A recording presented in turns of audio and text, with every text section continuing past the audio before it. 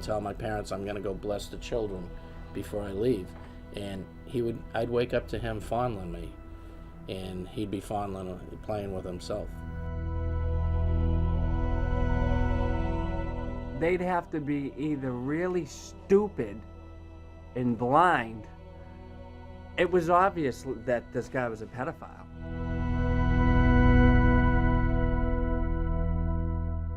I believe that this crisis in the United States is every bit as profound as the 16th century Protestant Reformation. I think that nothing less than that kind of Reformation is going to silence this.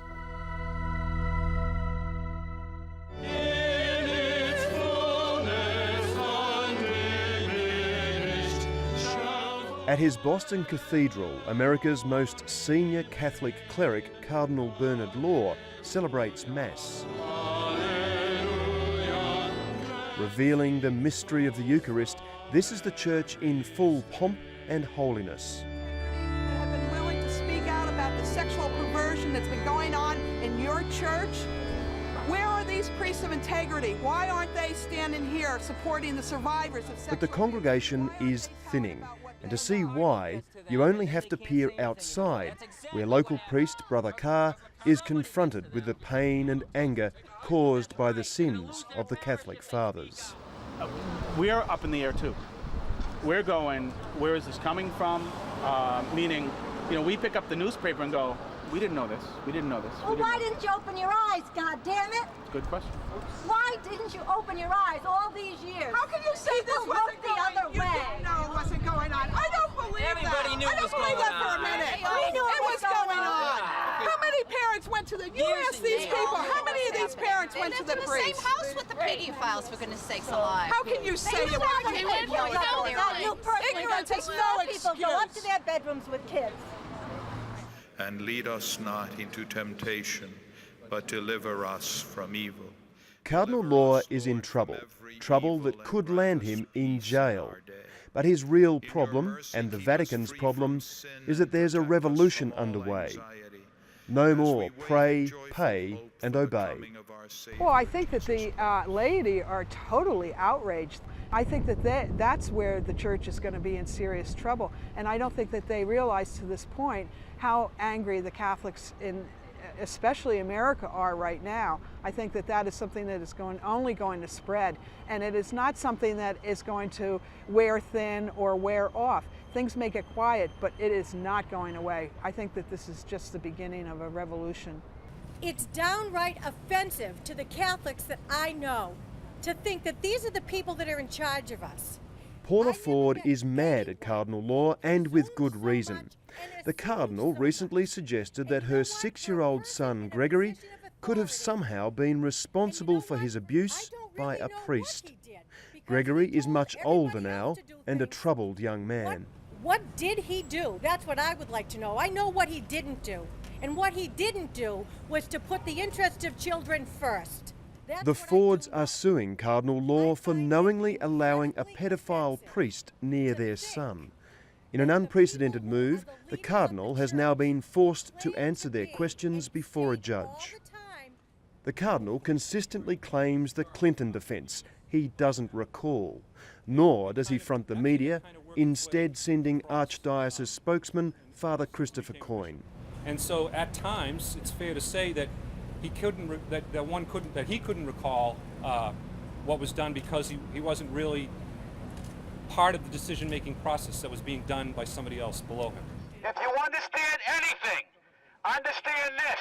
We will not be silent. We are not going away. The protesters outside the cathedral know exactly who to blame.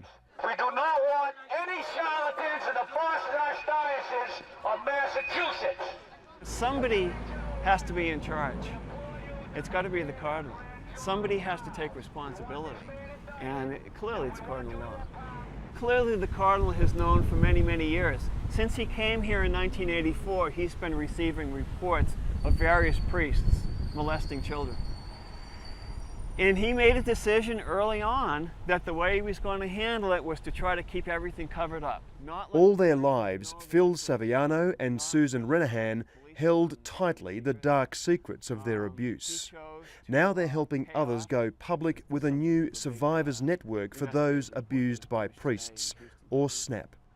I knew him when I was 11 and 12 years old, living in a very small town in central Massachusetts. I was Catholic. I was not an altar boy, but I was the newspaper boy. He was leaving the parish and I went over to say goodbye to him, and he took me into the vestibule and gave me a French kiss, and I was 11 years old. We were performing sex on him, masturbation, oral sex, performing on the priest. In the church basement, in the rectory. In the end, he had me get in the car, and he sexually abused me at that time, fondled me, had me fondle him, and that continued really up to the next 3 years. There could be people in the church praying, saying the Stations of the Cross during Lent or whatever, and Father Hawley could be in the sacristy with the kid having sex. He came up to my classroom after confession and took me into the hallway and sexually abused me once again. And yet, I knew that if it was a sin, I better confess it. Well, what do you do when your abuser is also your confessor? And when you're 11 and 12 years old, how do you work that out? I never told my parents. I felt so much shame and humiliation that I felt that I couldn't cause them that kind of pain, and so I never told them. And my mother passed away last March, and one of the things I thought when she passed away was, well, now I can talk.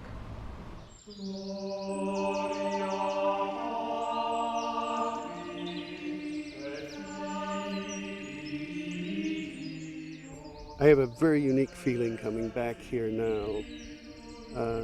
I came here over 55 years ago as a youngster. A former Benedictine monk, Richard Sipe is an internationally respected writer on the sexuality of Catholic priests. He was here at St. John's College in Minnesota for many years. I was 13 years old when I came here, and I was 38 years old when I was dispensed. And so I was a student here for 6 years and then went into the monastery for 18 years. So that's 24 years of my life was spent here.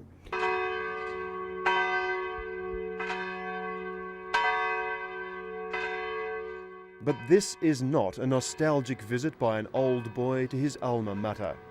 After years of counselling victims of clergy abuse and perpetrators alike, Richard Sipe has returned on a chilling mission to help one of his own family who was attacked by a monk here, a monk who told his victim, "Look, I've waited 8 years to do that, and if you don't like it, sue me and you'll get $10,000 or something." But absolutely no compassion, compunction, no shred of shared experience or so. I mean, I'm really speechless with it. It's just, if I thought about it too much, I'm afraid I would cry.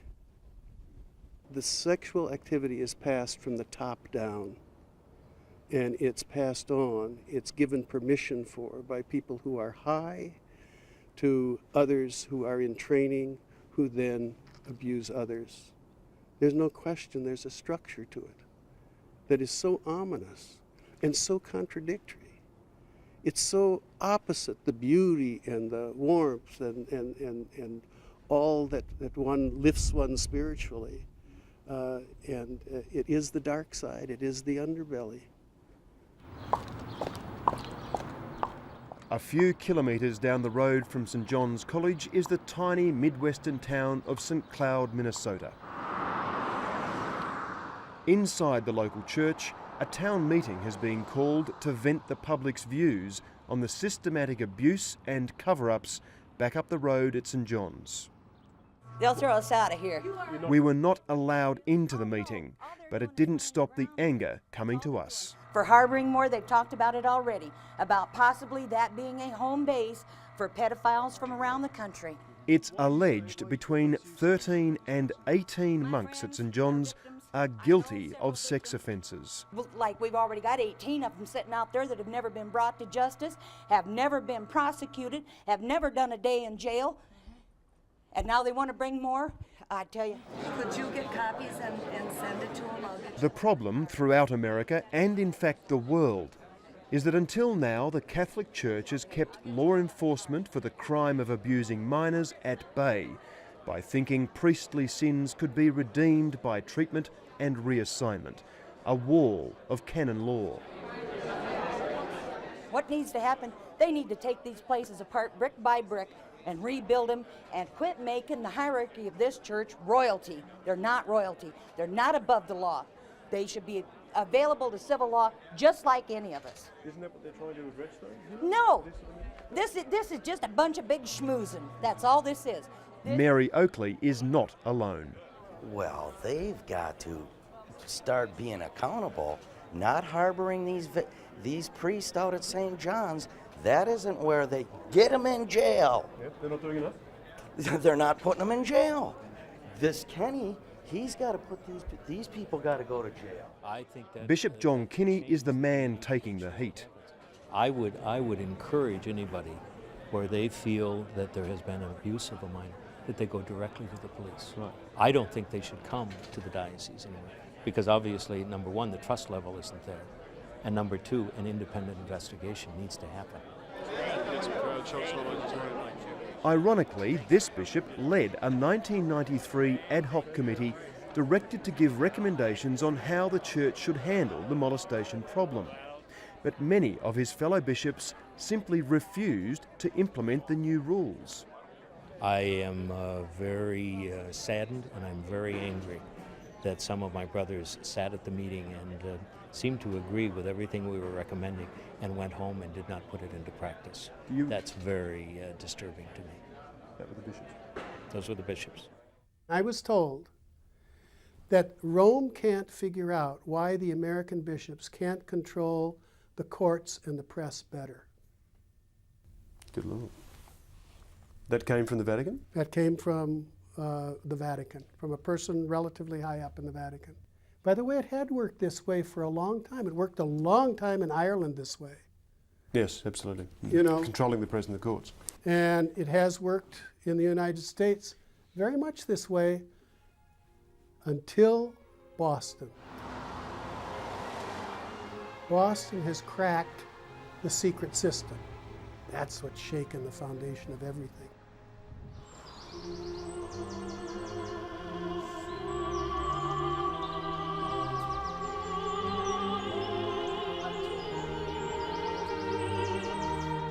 The whole story broke in Boston, a city where half the population is Catholic. It was broken by one of America's great papers, the Boston Globe. What stunned the good people of Boston and America was that after many years of secrecy and denial, the Globe got a court ruling that forced open church files.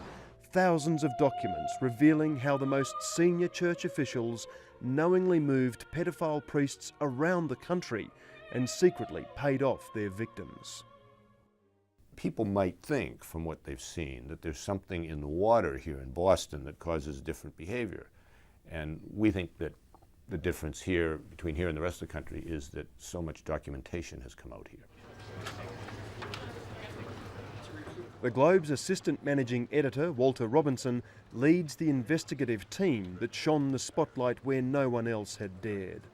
The documents came out, and the documents show that the cardinals, not just Cardinal Law, but his predecessors, the bishops, the monsignors, all of the people at the top, and many of the people, the pastors in the parishes, for years covered up the pedophilia and ephebophilia, the attraction to teenage boys, of so many priests. And when you look at the documents that came free in January, all of the concern is for the priests in the documents and the letters from the cardinal. There's scant or no mention of the victims, of the kids at all. There was an effort to protect the church and to protect the priest and protect the people from scandal. And so if and many times if we could have avoided going to the authorities to avoid persecution or having the priest arrested. That's what happened. Isn't that in itself criminal behaviour? No, because we weren't mandatory reporters. We're not the bishop or the priest's administration in the archdiocese were not, in fact, civil authorities or legal authorities. We had no legal requirement or civil requirement in the sense of the demand of law. I think it was part of the protective culture of the church at that time. I mean, nobody, I think, ever sat down and said, let's put children at risk.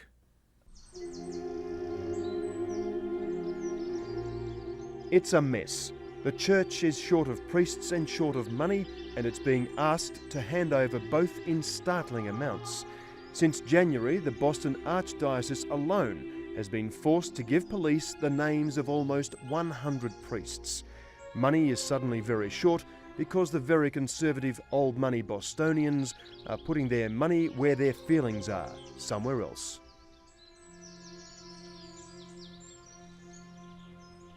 I first thought with Cardinal Law, well, he made a mistake, and he's a good man. But now, after all this comes out in the last so many months, other people would be in jail.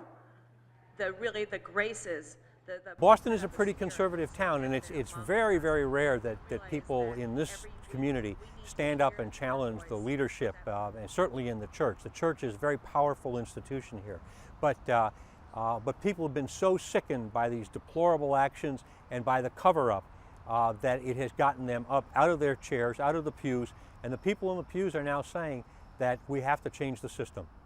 I felt that I had to come up to rally in front of the cathedral yesterday. These people are upper-middle-class Boston. They believe in their religion, but not in the current hierarchy. They are the voice of the faithful. Using the internet, they're an organisation that's grown from 0 to 10,000 members across 20 nations in just 4 months. They're a real threat to the established administration of the church. Grey-haired revolutionaries from the town that threw out the English nearly 300 years ago. They really are the church. They control the money, and they're afraid only of God. They are really the bedrock support of the church financially. So when they're wealthy people.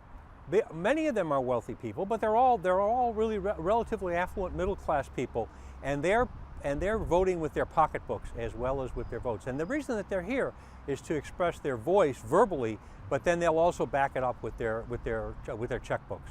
It's going to hurt Catholic schools. It's going to hurt the shelters, homeless shelters, the healthcare services.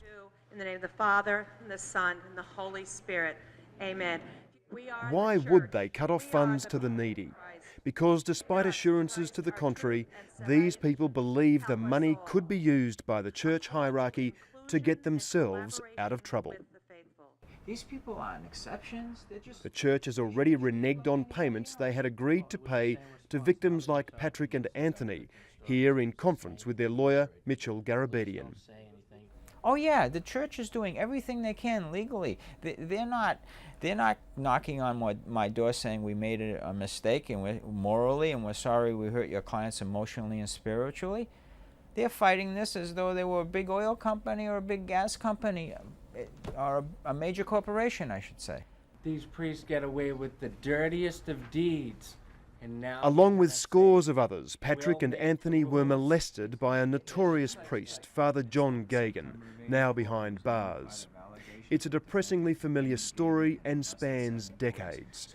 A priest preying on children, known to his superiors and kept in the community by his superiors. That's like taking a murderer with a weapon and saying, here, you shot these people, but take this gun over here and go in this town and do what you want over there, because they let these priests go molest people. Patrick was the same priest who molested me. Could have been prevented in my time.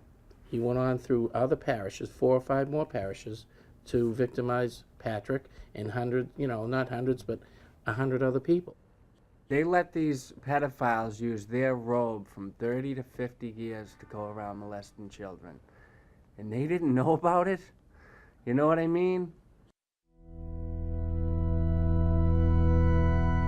You know what It's clear there is a problem within the priesthood of pedophilia. The best studies show 6% of priests have been and are right now having illegal sex with minors. The fact it wasn't taken seriously could be based in the unique sexual culture of the church, the vows of celibacy that are themselves now not believed. The church has not dealt with sexuality and celibacy rationally. At any one time, 50% of priests are practicing celibacy, which means another 50% are not practicing. Richard Sipe's figures are based on academic research on thousands of priests carried out over decades. The lie of celibacy has, he says, been something of an open secret. Heterosexual activity among priests is kind of winked at. If it doesn't make a scandal, if it doesn't make a baby, if it doesn't make some waves. But, you know, kind of who cares? Boys will be boys, men will be men. The Boston Globe agrees. What appears to be the case is that within the church there has been a lot of winking about sexual activity, even of the consenting adult type, for, dare we say this, centuries. And that when a problem got too hot, when it involved children, they would move the offending priest along. I said in 1991 that the sexual abuse of minors is the tip of the iceberg of sexual activity of priests. The reason it is because the legal system and now the media also is not afraid to tackle that very difficult problem. But I said if you follow that to its foundation, it's going to lead you to the highest corridors of the Vatican. And I believe that. You mean the highest corridors of the Vatican practicing unlawful sex with minors? Some, and having sexual lives, non-celibate activity. Obviously, this document is the fruit of a nationwide discussion around this issue. Once more, Father Coyne is the mouthpiece for a media-shy clergy, and he's got the toughest job in Boston, representing a church which has lost all authority, a cardinal with no credibility, and a priesthood whose sexuality at all levels is now suspect. I've been a priest for over 16 years now, and while I have had I've known of incidents with my brother priests who have broken their vow of celibacy, either with a man or a woman.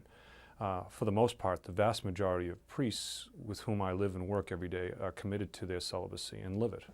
There isn't this underground kind of like sexual nation out there that's kind of working its way through the clergy.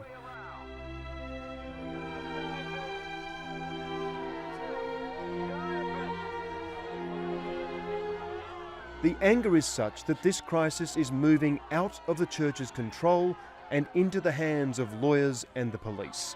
The anger and lawsuits are no longer focused just on pedophiles, but on the church officials who continue to knowingly employ them. The actions of the most senior church officials of the land, including Cardinal Bernard Law of the Archdiocese of Boston, are now open to legal and potentially even criminal investigation.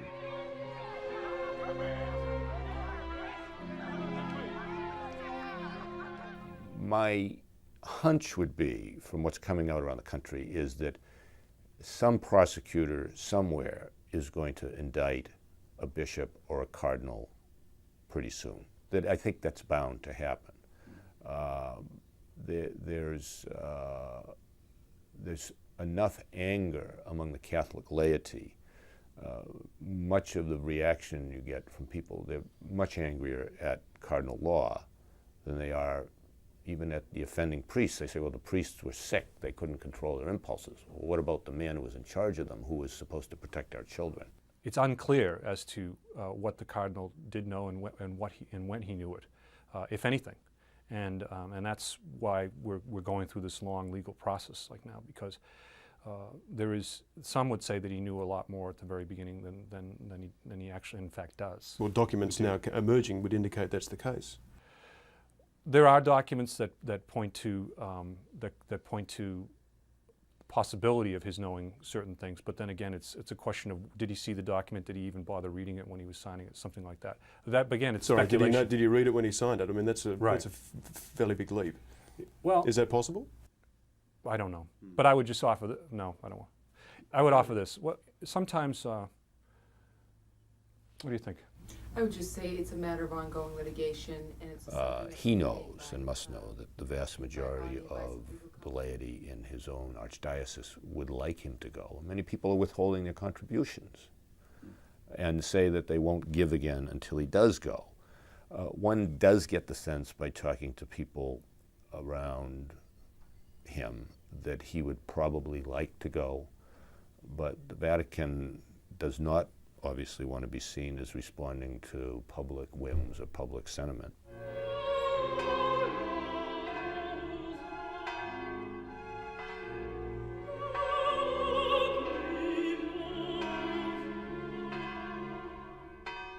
The American Roman Catholic Church is agreed on one thing. This is the greatest crisis in its history. The church hierarchy stands accused of knowingly harbouring perverts. It stands accused of allowing the little children to suffer. It stands accused of breaching faith with its congregations. The cardinals, bishops and priests stand accused of putting their well-being, their positions and their reputations above the safety of the most innocent of their flocks.